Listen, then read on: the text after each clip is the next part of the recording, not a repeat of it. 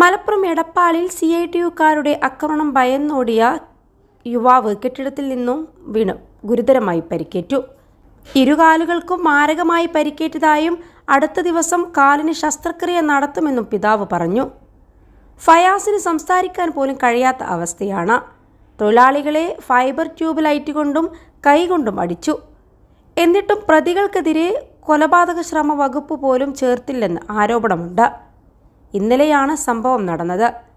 എടപ്പാളിൽ ലോഡിറക്കുന്നതുമായി ബന്ധപ്പെട്ടുണ്ടായ പ്രശ്നത്തിൽ CITU പ്രവർത്തകരുടെ ആക്രമണം ഭയന്നോടിയ ഫയാസിന്റെ ഇരുകാലുകളും ഒടിഞ്ഞു. അതേസമയം ചുമട്ടുതൊഴിലാളികളെ ഒഴിവാക്കി അനധികൃതമായി ലോഡിറക്കിയതിനെ തുടർന്നുണ്ടായ പ്രശ്നമാണ് എടപ്പാളിലേത് എന്ന് CITU ജില്ലാ പ്രസിഡന്റ് MP ഫൈസൽ പറഞ്ഞു. പ്രവർത്തകരുടെ ഭാഗത്തു നിന്ന് വീഴ്ചയുണ്ടായോ എന്ന് പരിശോധിക്കും. തെറ്റ് പറ്റിയിട്ടുണ്ടെങ്കിൽ CITU തിരുത്തുമെന്നും അദ്ദേഹം പറയുന്നുണ്ട്.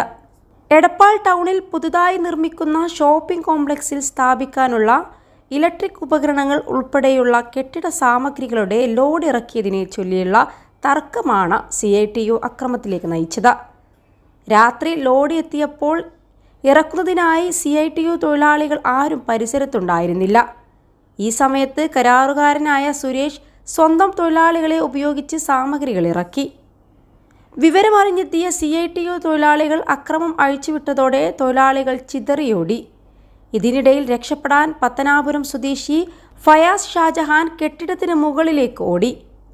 പിന്തുടർന്നെത്തിയ CITUക്കാരൻ അടിക്കുമെന്നുറപ്പായതോടെ ഫയാസ് ഷാജഹാൻ കെട്ടിടത്തിന് മുകളിൽ നിന്ന് മറ്റൊരു ഉയരം കുറഞ്ഞ കെട്ടിടത്തിലേക്ക് ചാടി. ഫയാസിന്റെ 2 കാലുകളും ഒടിയുകയായിരുന്നു.